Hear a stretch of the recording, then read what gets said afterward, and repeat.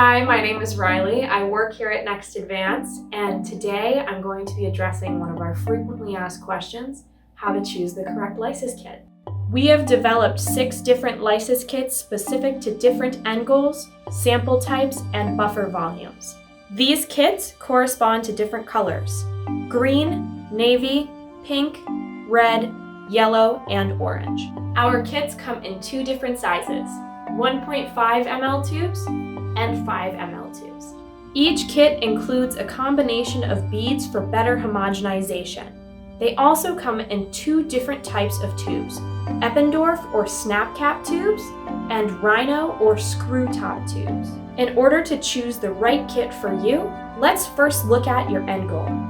If your aim is to recover live or intact cells, the orange kit is for you. The 5 remaining kits are for homogenization or lysing. If you're looking to homogenize individual cells, our yellow kit is what you need.